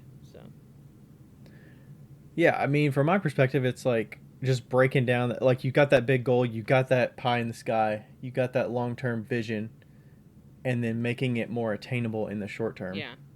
Like just setting those goals for yourself of making the video, and then you can just check that off. Did I make 1 to 2 videos this week? Yes or no? If I didn't, then I know I'm not working toward that goal. Yeah. And what is holding me back from doing that? Am I making my number of pots that I want to make every month? If not, what's holding me back? So that's kind of the way I would approach stuff like that. But yeah, there's also going to be hurdles of like, how do I figure out this website platform, and what do I need to start with, and what graphics do I need? What do I not need? What can I figure out later? what do people actually are interested in, Yeah. and then you're going to run into stuff of how do I market it to get people to actually buy it. Um, yeah. I'm kind of excited because I haven't taught basic stuff in a long time. Um, like how to center. I haven't taught that in a long time. And I have a perfect person to teach to that is going to be a hard subject to teach to. So, and that's Paige, my niece, who's 8. She's gonna be difficult to like teach over the internet, and so I'm excited to like give her those videos and get her feedback in a way that's not like an adult. You know, it's more of like, I can't figure out how to do this. Like, you failed. You know, so like I'm kind of excited for that because that's a lot of the reason why I'm taking this wheel down to Memphis. I really want to. She's so interested in it, and I really want to like put the effort into actually doing it with her. So, yeah. Right. I wonder if there's a little bit of a difference of, because I feel like a lot of us have taken classes or you see people teach, and they, in some ways, you dumb it down because you give them only what's necessary to get like to, you're not giving them the best, most optimal way to do something in which you would do it if you're throwing production.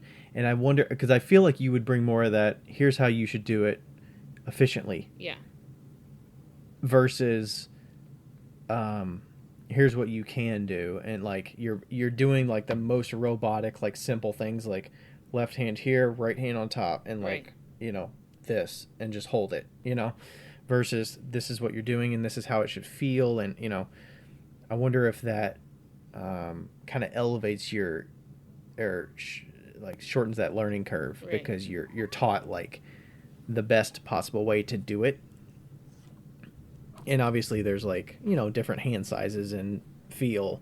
A lot of it is feel, but I do think that it would be interesting also to really take a new approach to teaching classes in short form. So, like, typically... Yeah, why'd you decide to do the short form? What do you mean? Why'd you decide to do the short form videos versus maybe how to make a mug from start to finish or something and put it all in one video that's 35 minutes long or... Yeah, yes, okay. Because I think that people's brains don't work that way. People's brains don't work from start to finish of a mug. They work from, like... What spot am I at now? Yeah. So, like, if I have one singular class on how to center and I don't continue past that, what I'm doing is I'm telling you to focus on that instead of being like, you get to make a mug today. Aren't you so excited? Because you're looking for the end result and not the process.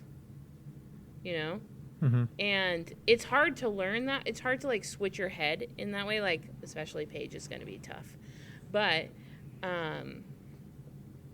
if you did do that, if you just centered, if you took 10 balls of clay and you just learned how to center and you didn't make anything from it, just think about how much better you're going to be at centering when you actually make a mug. Yeah, you're doing the building blocks. So like center the puck of clay, cut it off the wheel, get another puck, center another puck, take it off the wheel, like trying to get them consistent. Yeah, and I mean, you could even do it with bats, so you could center it, put it off, put it under plastic, and then come back once you've really mastered centering, and then put them back on the wheel and do the next step, Yeah. And I'm also curious because a lot of the teaching as well, when you're doing basic, you got to generalize it enough that it's going to work for the majority of people, like 10 people, and you also are time limited In this, you're not time limited because they can watch the video as many times or as few times as they Right. want, and you know, spending 10 to 15 minutes on, or I mean, it's not going to be 15, but if you spend 8 minutes on centering, that's not really that big of a deal, and they can stop and fast forward and all that stuff. Yeah, So and it takes a little bit more effort to get to the next step if you do it in that sort of way, you know? So, like, it's so easy to just skip ahead to the next thing. yeah, because I mean, people do want that finished product, especially if you're brand new to it. You're like, hey, I want to like see what I get at the end of the night, and if you're like, oh, well, I don't want to spend that much time centering, but you kind of, I mean, you in a way you do need the repetition, but you also need to slow down and focus, Yeah. and like I want to say master, but at least be competent with what you're trying to do and feeling like you have an idea that you're making progress. Yeah. For sure. And I'll sell them in bundles too, I think. You know, like a mug from start to finish or whatever, but in separate videos. Yeah. As you will. I just thought of something. I don't know if you had ideas for this, but like, I want to say like a challenge series or something where you're doing, how high can you make 1 pound with 1 pound of clay, or 2 pounds in 2 minutes or something like that, and I don't know, just something to test people, because I feel like for me, I don't test myself. I don't challenge myself to do something different when I'm in my studio, because I'm very focused and very to the point about what I want to spend my time doing, and I don't go out of my way to challenge myself like that. Yeah. Well, Andrew was also talking about, once this gets up and going, doing like a week or 2 week or 3 week long, or however many week long, efficiency program for production, where it's like you have fucking homework. Like, this week you're throwing 100 pieces of clay at this weight, and you need to have them exactly the same size, type of thing, Oh my god, Autumn, figure it the fuck out. She's so annoying. She's sniffing this cat napkin. I can hear her purring. Oh, really? Yeah.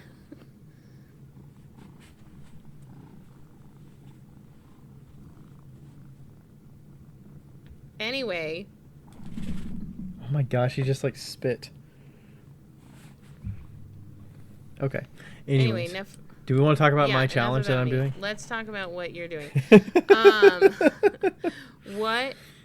I actually don't really know what you're doing, because it was all on Threads, and I don't have Threads. So I've been doing it a little bit I on know a stories, little bit, but basically the challenge is I am setting a goal for myself to make 15 pots 4 times a week. Throw 15 new pieces 4 times a week. okay, so 60 pots a week. 60 pots a week, yeah. Okay. So, very easy to understand, very, in my opinion, very attainable. It is a little challenging. I mean, that is more than half of the days of the week, but start on Sunday, stop on Saturday. You don't. And I was also putting limits on it of, if I throw 30 pots in a day, that doesn't count as 2 Okay. days. That's only 1 day. The only exception I was making for that is that if I do throw an additional 15 pots in a day, I started crossing off one of my days of my vacation week that I'm going to be completely gone. So I was doing that so that I can, I took care of 15 pots for my vacation week. Got it. 1 day of my vacation week. So I started doing that because I'm not going to be physically able and in the studio to be making them. So that's the plan. And I think I'm on my 5th week so far. I've reached all 4 days, all the weeks prior, and this week I've already got 3 days of my 4 Damn. crossed off, and it's Wednesday, so...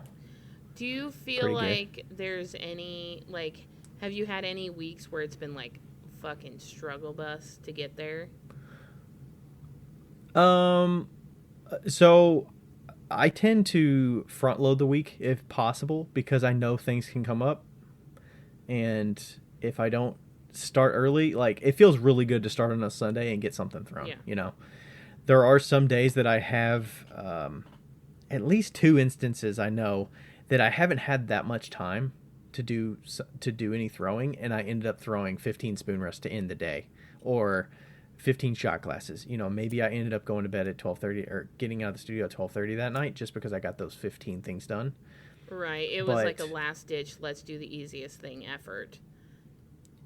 yeah, as well as there have also been days where I know that my evening's going to be full with other things, so maybe I need to do something at 6:30, so I throw 15 things at 5 or 5:30 right after I get done with work, where I wouldn't typically do that. I would do some other things, maybe some computer work or whatever. I went into the studio first Like after work today. and threw 15 things. I didn't throw today actually, um but yeah, it would be something like that. I would spend that small amount of time that I had available to get 15 things just thrown. And I mean, the main reasoning is I just want to keep making new work all the time. It gets me, I enjoy throwing, so I want to build that habit of just always making new stuff. I understand there has to be a balance of, not always taking the easy way out and throwing shot glasses or throwing spoon Right. rests because they're easy and I can get 15 thrown in, 15 minutes. But there will be instances where I can do that, and I feel like I need to meet the goal. But that's the beauty of it. I can change what I need to do. Um, but I'm also making, I'm making a whiteboard with a list of items that I want to throw and plan for it. 15 is not a small amount of anything. So if I throw 15 mugs, like that's a good Yeah, for chunk. sure. Like that's gonna have an impact. So And when you're doing when you're throwing 15 mugs, this is not, there's no timeline on uh when you need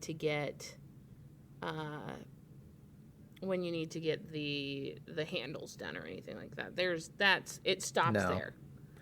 Yeah. No, yeah, it's just the act of throwing. And I mean, the way that I throw my work, there's not a huge loss rate. There's maybe like 1% loss rate. I almost save every single piece that I throw. And if I flop a piece, I'm going to put it on the wear board, and I'm not somebody that's just going to leave a pot out to dry all the way and just be like, "Well, that's thrown in the trash." Yeah. Like I don't waste pots. um so, and also I live and die by the damp box. I have 6 of them in my Right. studio. So that's the beauty of it. So a lot of the reasoning behind why I did it, besides just making work, I was hoping that it would get me to focus on, you know, this one day I might be really gung ho about throwing because I love throwing, but I always put to the side the pieces in the damp box. I'm hoping that it gets me to make work consistently that's new. Some of that work's going to be finished and thumbed off and stamped and it's done and it's ready to dry. But some of it is going to, like mugs, are going to go in a damp box and they're going to need to be finished. So I'm hoping that, okay, if I set this goal, maybe I go after work and I throw 15 pieces. My throwing is done for the day. I don't need to throw any more this whole day. I know I could spend my night throwing, but it frees up my time to say, I feel accomplished because I got that done. But also, I have the time and freedom to get those damp box pieces along in the process. I need to put handles on, and I've been getting more consistent doing that. So, I've been piling up mugs, and, there's some other pieces that are in damp boxes, like carving. I did a whole batch of carving one night. I think I already finished my throwing goal, and then I was like, okay, well, now I have time to carve because I have that freedom. So I was hoping, as well as like the days, I feel like I was thinking 4 would be easy to hit, and then I would have 2 or 3 extra days to just carve or just glaze or whatever that didn't require throwing at all that day. But I find that I'm tending to throw the minimum and then work on the other stuff afterwards. I just feel like it's trying to make me more well-rounded with keeping pieces along in the process and keeping them moving. My greenware is stacking up. My bisqueware is stacking up. Nice. So that feels really good. It's been pretty humid lately, so it does kind of suck with throwing that frequently. If I'm throwing 2 days back to, like, there are some pieces that have had to sit out more than 24 hours and they still like aren't dry enough, to finish. So that gets a little frustrating, but better to dry too slow than way too fast. So that's kind of the intention behind it and what I've seen so far. I mean, what I did was I made a chart of every week and I put 15, 15, 15, 15 on each of those weeks, and then I'm just crossing them out. So just old school pen and paper, crossing each one out each day that I get 15, and then I put it for the rest, I think like the next 6 months or something. I don't know. I can't remember how many I put on there, but like the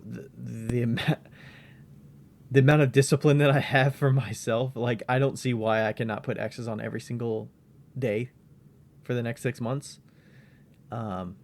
And some people would be like, well, if you know you're that disciplined, like, why do you need the chart at all? But it's like a reminder as well as holding myself accountable. Listen, there's a reason you're... just like I still put my push-ups on there every day. Like, I still have a chart that I write my push-ups down every day. There's a reason why you're this disciplined, and those charts have a lot of the... Like, that's a lot of the reason. Because you're a chart guy. A chart guy, to-do list guy, yeah. Oh my God. When I was in Utah, they gave me so much shit about all my to-do lists. Like...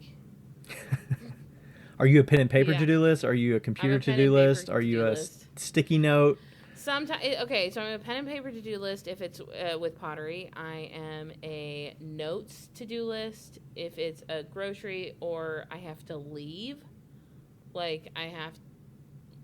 Because you use the little bullets that you can check off? Yeah, so like if I'm packing up my van and I don't want to forget something, that's definitely in the notes that I can do the bullets.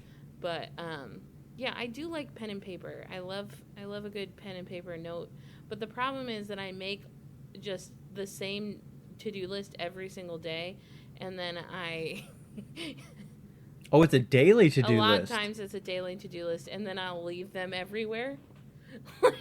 And so they're just... And they're pretty repetitive, or... Somewhat. Like, if I don't finish it, I'll move it to the next one, or whatever. And Jesse would be like, what the fuck, Becca? There is 6 to-do lists up here. And, like, have you finished these? Yeah, I still got a line item on my to-do list. Review Etsy listings. I need to do that with my soda pots. I still have yet to put those live, but... Yeah, I'm definitely a to-do list guy. I kind of ebb and flow with the weeks. Like, sometimes I like a weekly to-do list, and it's just a vague line item. Sometimes I've got a daily to-do list where I plan out my week and I put Monday through Friday, and then I write down plans of, like, Erica's going to be in the studio. We're going to podcast. We're going to interview somebody. Like, I put those or activities we're doing, and then I, like, fill in the gaps of, okay, I want to throw X number of pieces, or I want to load this kiln, fire this kiln, stuff like that, and that feels kind of good. And then sometimes it's just like general to-do lists of, like, it could be pottery related, it could be personal related, it could be Clay Alliance related. I like some of those are good too. Like, I found this old thing and I'm like, okay, well, like, I probably don't even need this anymore, but it feels good. I don't know. Crossing things off feels good. It does feel good. I am a big fan of to-do lists, and I always will be. I always use random sheets of paper. Like, this is an old flyer from a show from like 2 years ago that we had extras of, so I just used the back for note-taking. I am not that type of person. That is one thing that I am not. I am a yellow... You're a brand new piece of paper? I am a yellow legal pad paper person. Oh. All on the same page? Like, I'm just a scrap paper to-do list person. I'm not a scrap paper to-do person. Because, see, here's the problem. I mean, it's always going to be on the white page, though. It's not going to be on this page. I'm not going to use this side. Here's the problem with the tilted kiln is because they had these like 6x4 yellow pads, and I would do my to-do list on it, but I felt like I had to take it off because it's not my to-do list pad. It's Joe's. Mm-hmm. Yeah, you can't just have a stranded piece of sticky pad. But, like, there's a yellow legal pad over there that has to-do list stuff on it. And what I'll do is I'll write it, and then I'll flip it.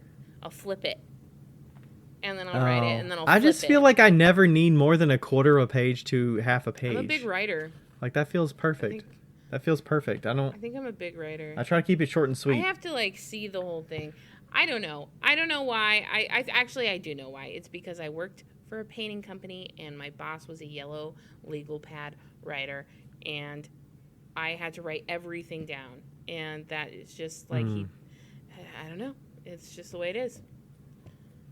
And it also and then I end cannot up with be random white. pieces of paper all over the place, you know. It can be white, but I don't want it to be white. I need it to be yellow. I'm surprised you don't have like the pink ones that are like big note cards, you know. Oh no. I mean, ideally, if it was up to me, it would be one of the graph paper ones, like. Oh, the square ones, like trigonometry. Yeah. But those are really expensive, and the Amazon legal yellow pads are $7 for 3. So, you know, like, what are you gonna do? Oh, this is random, but look at this rad watch that I got from my mom. That was from your mom? Yes.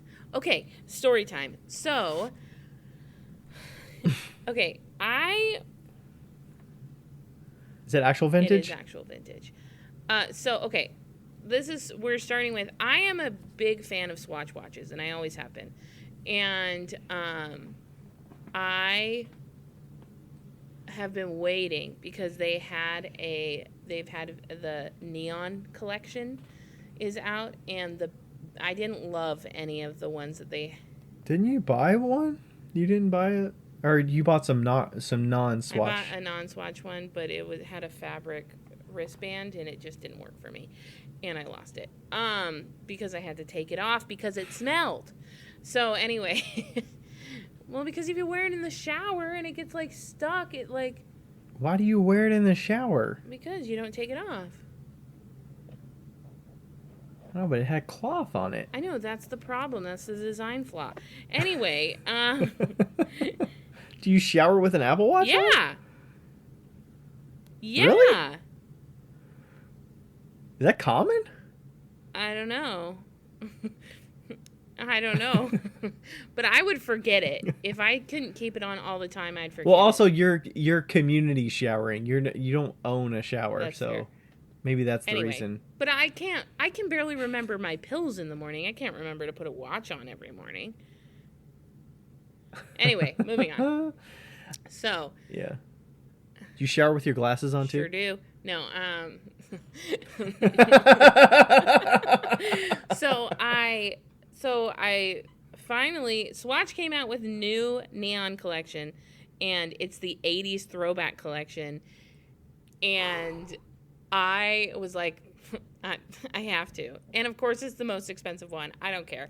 I had to buy it, and because I don't want an Apple Watch. Wait, because you did buy it. I did.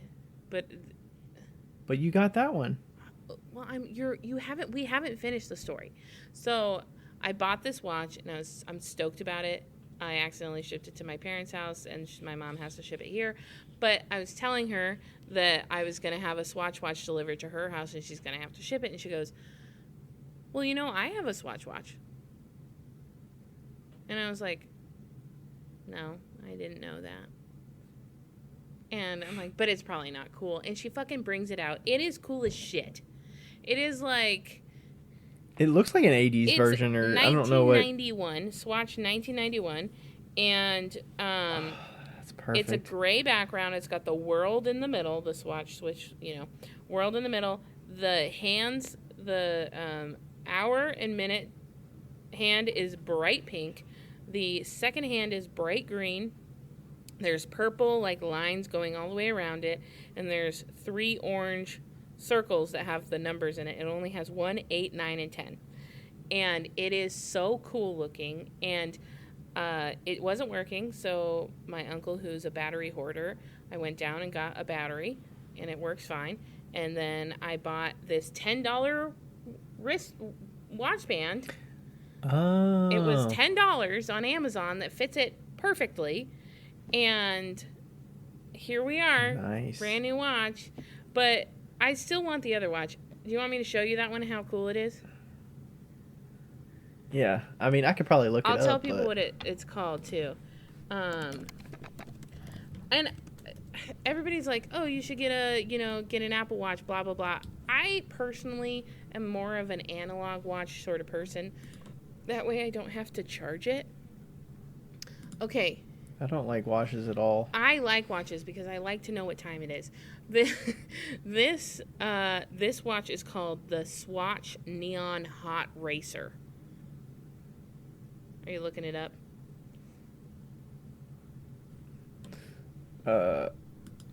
Yeah. Swatch Neon. What was the last part? Racer. Oh, okay. I found it. Is that not me in a That's watch? pretty cool. That's pretty cool. Yeah. So if you guys want to go look it up, you can. It's the Swatch Neon Hot Racer. And they have a lot of other cool ones that are 80s, but this is like their 80s. This is their 80s line. And yeah. I am just so excited. Honestly, I mean, I'm not a watch wearer, but I like the Neon Wave, probably the best. But I mean, it's green and blue.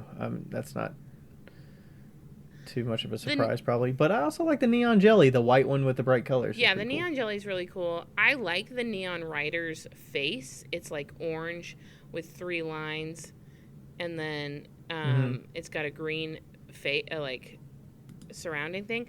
But I like the Hot Racer's band better. And I don't mind the face of the Hot Racer, but yeah. Yeah, no. I like the Wave one too. I don't know how big that is. There's another one, it's like the Purity of Neon one, or this one. It's the Neon to the Max. It's like really expensive. I saw it in person and I was like, holy shit, it's ginormous. It's like... It's like the size of a dill pickle lid. Like, it is huge. And I was like, I can't have something that large. I don't see that. Which one are you talking about? It's neon green, and it's got 3...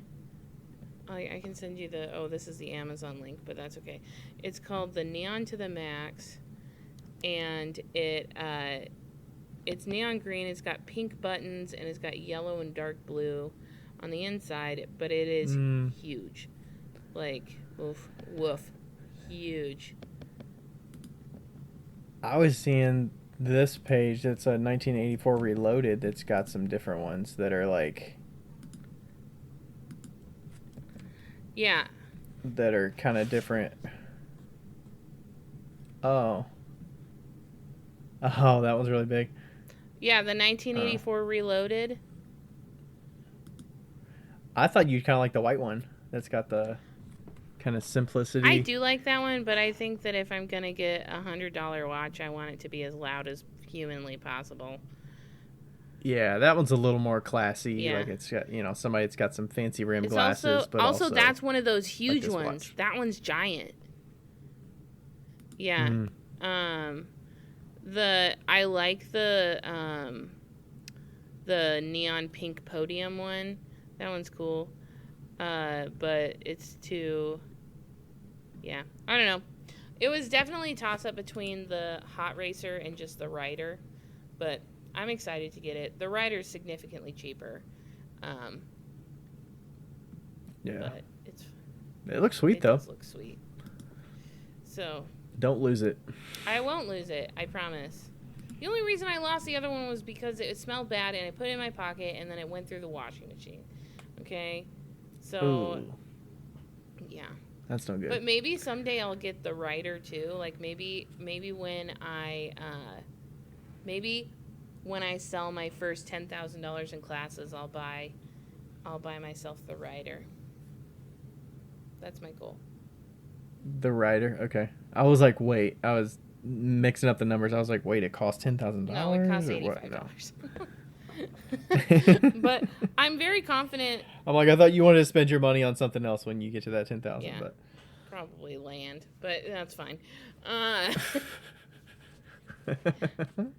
want everybody to know that I asked Ryan if he wanted to grow old together in the Upper Peninsula, and he told me no. I was like, we could be neighbors, and he was like, absolutely not. So it doesn't sound like... I said, you could buy the land, and it's big enough that I could come visit. Why do I need land immediately next to yours? When we're talking 2 to 4 acres at a time, that's a lot of land. I said, doesn't sound that's like enough land you're for 2 a people to be on. long-term friend to me. You didn't say that. You know when I called Sarah and told her, and she was like, yeah, let's do it. Ryan sucks. Okay, we'll see the follow-through on that. No, she didn't say you suck.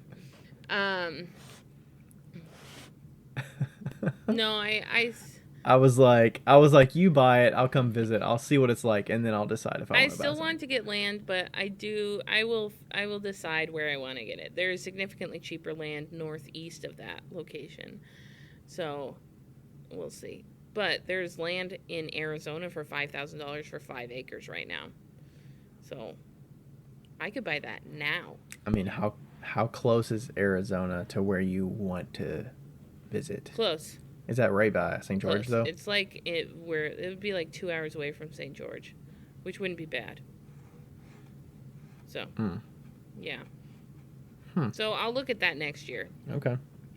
But next year? Yep. Good thing is you're on the road and stuff, Yeah. so like having it in a very specific location is not really that paramount for you. For sure. Yeah.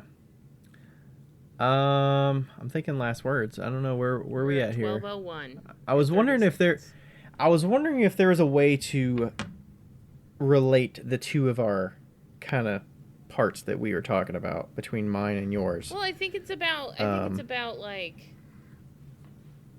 starting small and seeing that become a greater whole.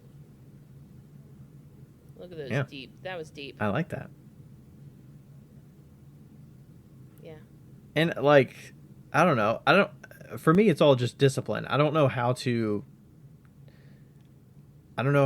if it's like if I was taught that, if that's just like ingrained. Your dad is so disciplined. Thing.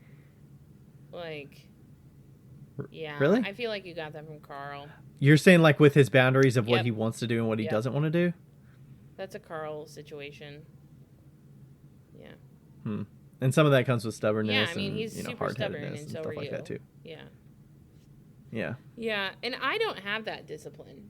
And I think that kind of, like, you can see that in both of our lives, you know? Like, I go with the flow wherever the flow goes.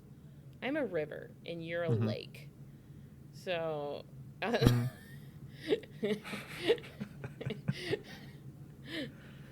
yeah. I'm like, I'm gonna make a 0.5% adjustment. Yeah. And then like we'll see where that goes. And then I'm like, okay, if I don't feel good, I'll come back. But yeah, I definitely think that it's like both of us are trying to find out where we need to go and what we want to do, but we also have different ways of getting there because we both know ourselves enough to know that, like, you know, we can get it done that way.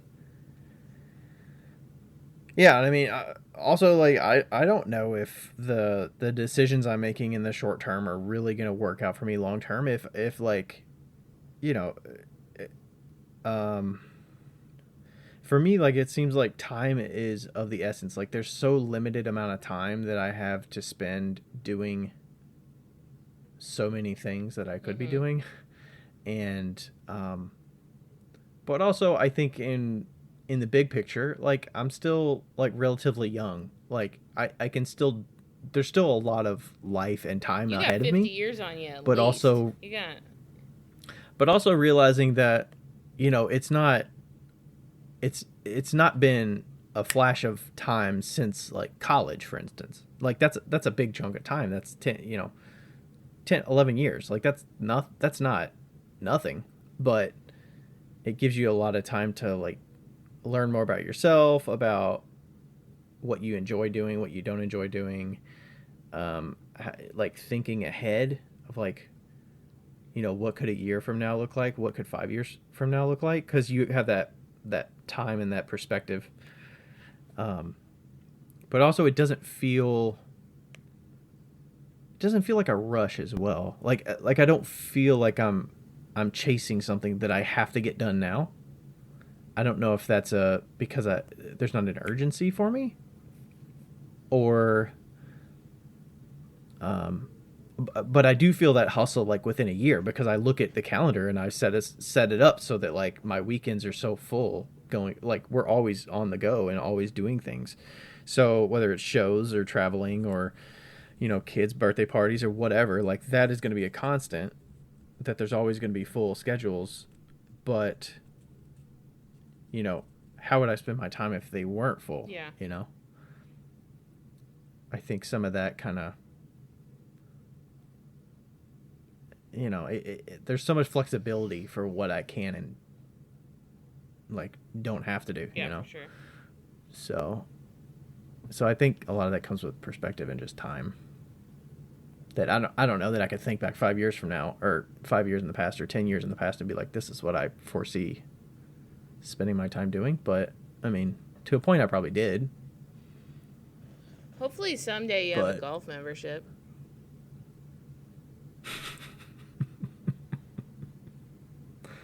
I feel like I would need to live a lot closer to a golf course. I don't know that I want to be spending 20 minutes each way going. I don't know. That's fair.